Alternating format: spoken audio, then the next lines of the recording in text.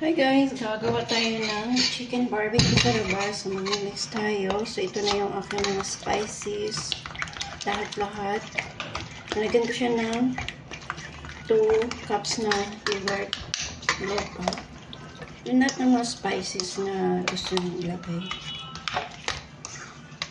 So ito yung aking chicken. Marinis na yan. So imamarinate na natin siya. Ilagay dito. Dito natin siya imamarinate.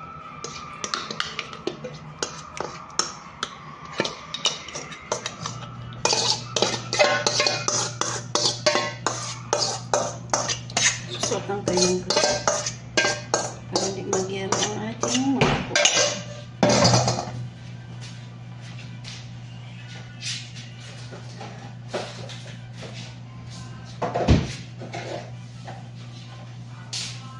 So maglagay tayo ng ating gloves sa kamay para hindi siya mag-color yung ating mga kamay.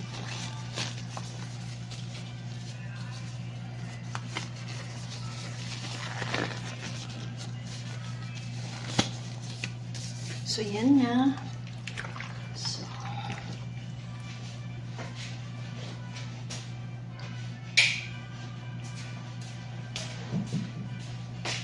mix na natin. Kompleto na to. Meron na ito lahat-lahat. Lahat ng spices, salt, soy sauce, barbecue seasoning. Lagay ko na, depende sa inyo kung anong seasoning barbecue ang bit nyo ihalo.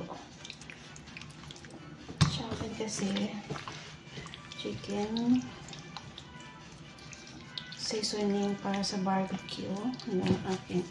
So massage nyo lang siya para manaot siya sa loob yung mga spices. So ganun lang.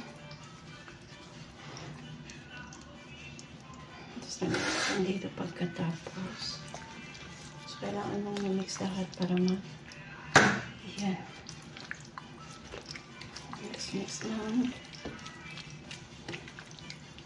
So, ito good for 5 person to 7. Dalawang manok to.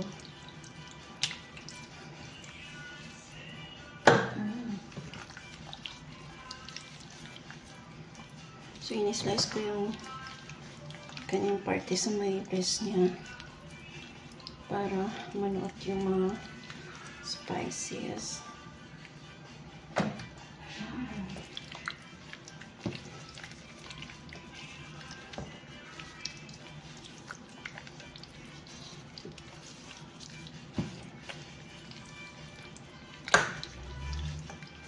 So, ganun siya. Natin dito.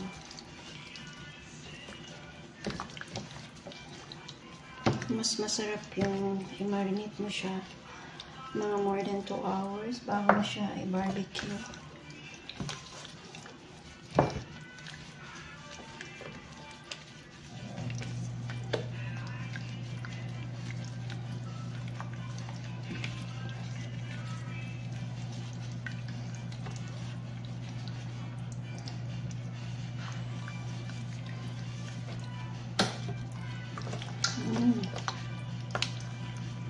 Ganun siya.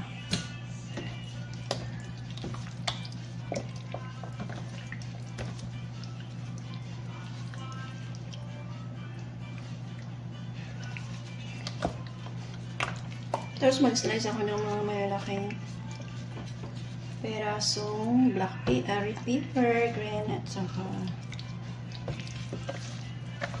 hot pepper para isama ko dun sa barbecue.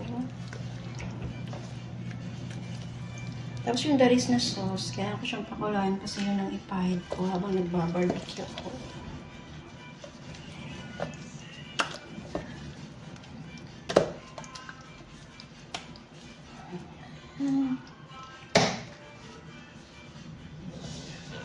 Tapos na siya. So, ayan natin siya. Then, yung daris na sauce, pakuluan natin.